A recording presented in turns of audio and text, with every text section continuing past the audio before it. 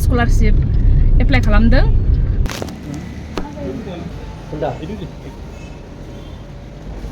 Chicken मसाला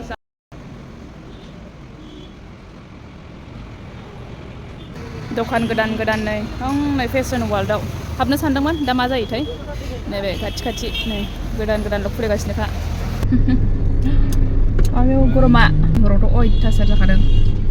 माहाय लोगोफोर welcome back to माय इउटुब चेनेल नोंथांमोननि सेराव आरोबाव गोदान मोनसे ब्लग लानानै फैलायबाय होमबा दा नै टाउनाव दंफैयोलाय नै नार्जारि ट्रेभेल्सआवहाय बेयाव फैदोंमोन केफेआव एसे खामानि दंमोन नै बे उनाव जिरायनाय मानसिया एसे उनाव जिरायनाय दङ ओमफ्राय दा आरोबाव मोनसे खामानि दंबावो पस्ट अफिसावहाय बे खामानिखौ मावफैग्रोसै आरोना दा नोंथांमोनजों शेयार खालामलांबाय थानोसै आङो जा दिनैहाय हायो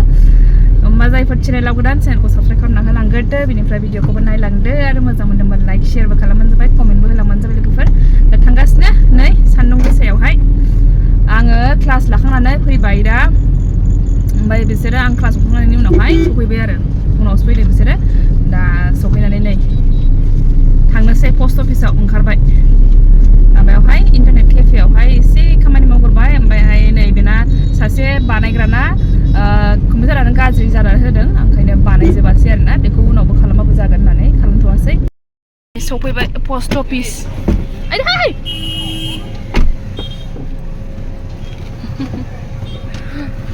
ओरैबायदि भिर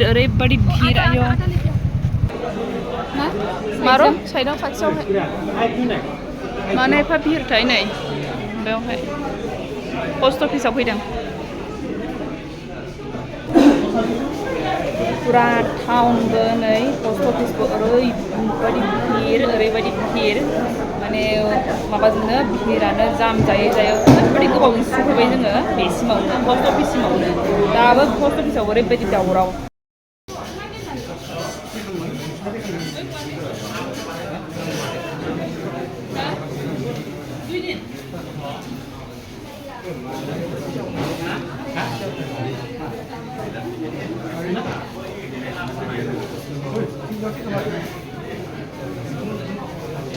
गोदो मेला जाफैग्राया जोङो बेयावनोमोन मेला फोथारा ओइ माथो हनै माबा दंलायो नागरतला दंलायो जागासिनोसो नामाथाय ना जानो नागिरनाय जाखो नै पस्ट अफिसनि खामानिया जोब्बाय दा बे बिनानावनिमोन नालाय बियो माने स्कलारशिप बिसिना मोनदोंमोन नालाय मोनगोन ना मोना एप्लाइ खालामदों आरोना बेनि थाखायनो फैदोंमोन दा बे खामानिया जोब्बाय ओरैबायदि भिर जादों माने जायगायानो जोबनो गैया मानसि आयु जा जाम जाखाबाय अयथासार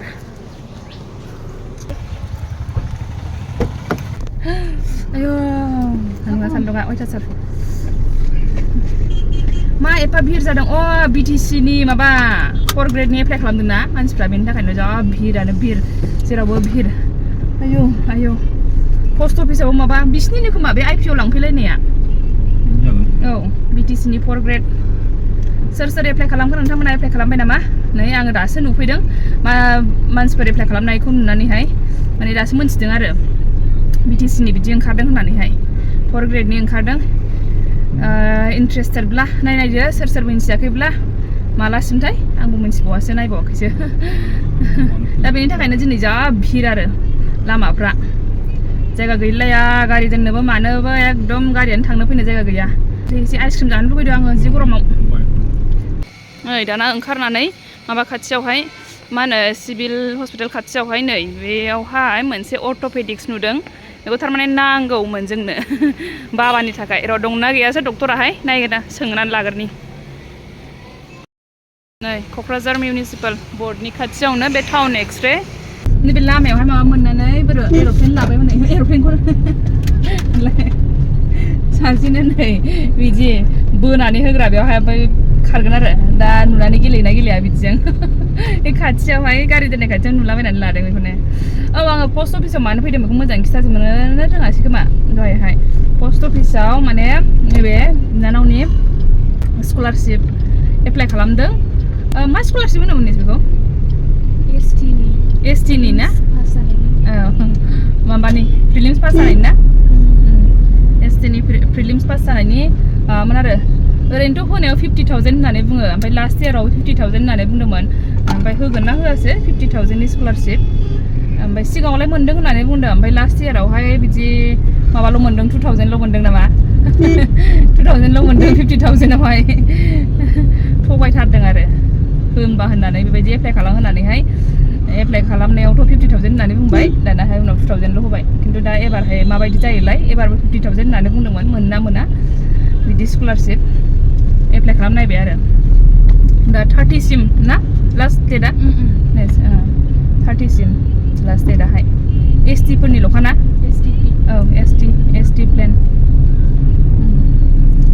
दा नै बेनिफ्राय पस्ट अफिसनिफ्राय ओंखारनानै नै दसे बे बाबानि आखाइया दाख्लि बुनानै दङना दाबोनो ओमफ्रायहाय बेखौनो नायहोनो होननानैहाय डक्टर माबा साइनबर्ड नुदोंमोन नालाय अर्थ'पेडिक्स ओमफ्राय बेखौ हाबै नायदोंमोन दंना गैया होननानै खिन्थु दा डक्टरा गैया दा एसे लेट जानानैसो फैगोन 1 घन्टासो जागोन आरो दा बेखायनो नेनो हायासै जोङो ओमफ्राय नाम्बारल' लाबाय गाबोनफोर फैनोसै होननानैहाय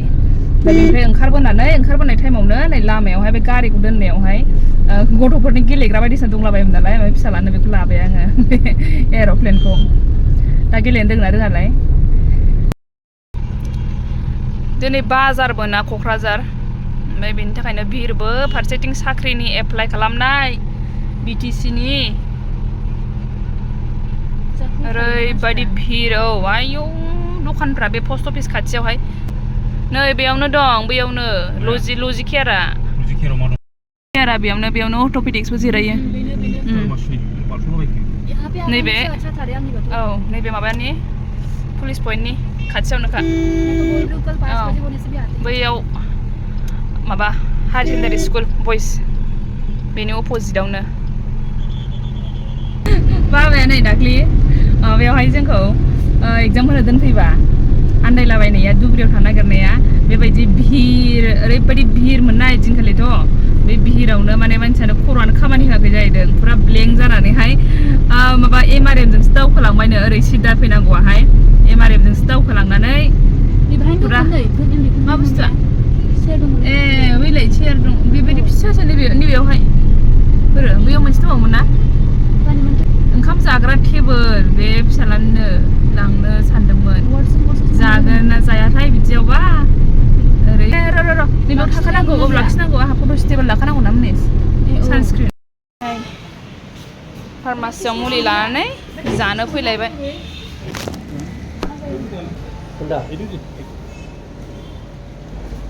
चिकेन मसाला जानांबाय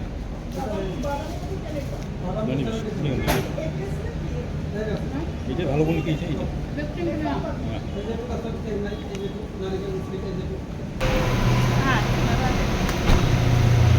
नै गरमाला जाला लामा ससेयाव फैनानै आइसक्रिम जाहोबावबाय आंहा माने जोंहा दिनै किचेन वार्ल्डआवसो हाबनो नागिरदोंमोन आरोना ओमफ्राय गैया टाइमानो जाया मिलायहोनो हाया बेयाव थाबाथाय आरो लेट जाबावगोन आरो फिसालाया फैनो जायो दानो नै गेट जाखाबायना ओमफ्राय थांनोसै ओमफ्राय नै दा लाखिथ'नायाबो माने खाथियावहाय बैयावहाय बे बाजै हटेलनि अपोजिटावहाय गय दखान दङ ना बेयाव बाबाया जालांथारो आरोना ओंखायनो बेयाव लाखिथ'बाय ओमफ्राय गारि सिङाव थाबाय थानो हाया बायहेरायाव ओंखारनानै जाबाय आङो जानोसै थांसै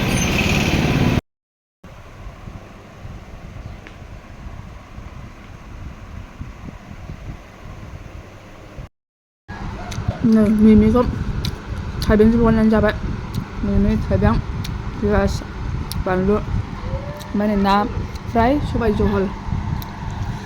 आं ना जानो बायो बांद्राय बेखौबो जाजोबनायनि नङा मोनसेखौनो मासेखौनो ओंखायनो बेखौ लगायनानै जादों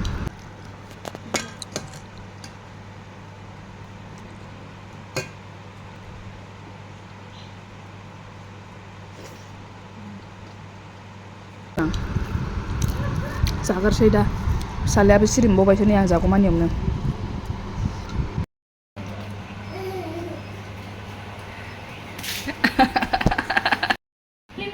केक जा मा जाखो नांदों बेयाव नांदों ए बेयाव नांदों नाङा होआ औ अके होनलाय मामे औ अके दे मादै फट' खेबनो नै फट' नै दा थां बेजों please. Padu, okay like that right? Okay. There, tasty under there. Okay नो आयु उखा जाजोब्बाय अके फोरोंनाया Tasty. आयु Please. Padu tasty. Tasty. Padu no about yo under there right? Padu yo. फोरोंग्राया आयु योनो Yo. आयु दे यो होनोनो मामि नाहरलाय योआ मारै मोनलाय नै बारनाया बेना नै योआ मारै मोनलाय यो होनदो आयु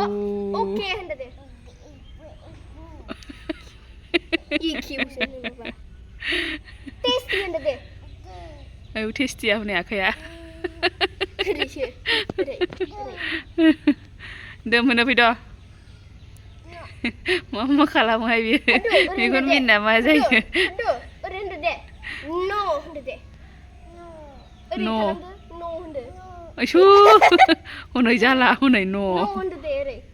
आयौ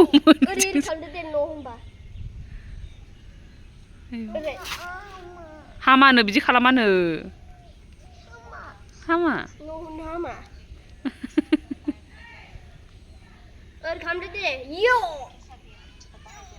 आयु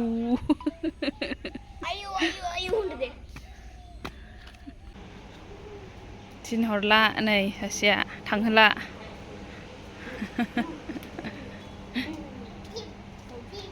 जिब इस थांफानोसै आबैजों ए आबैजों थांफानोसै थांसैनोथ' आबैया बाय बाय होनदो दे होना हगार हरला आबैखौ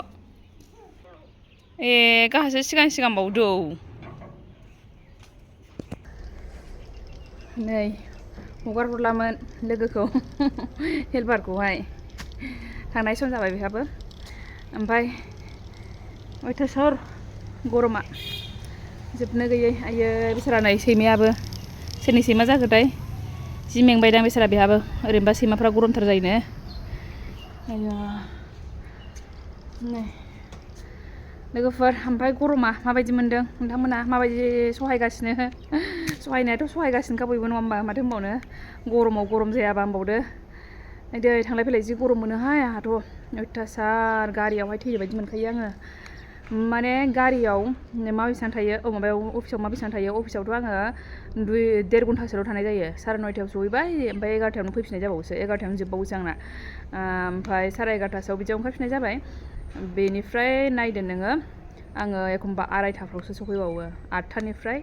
2:30 बेनि गेजेराव आङो 1.5 घन्टा 2 घन्टासो थायो आरोना अफिसावहाय ओमफ्राय होमबा गारियावसो बांसिन थानाय जायो आंना दा गरमानो अयथासार माथो होनबावनो गरमखौलाय सानबेसे थाबावनांगोन मिन्थिया 2-3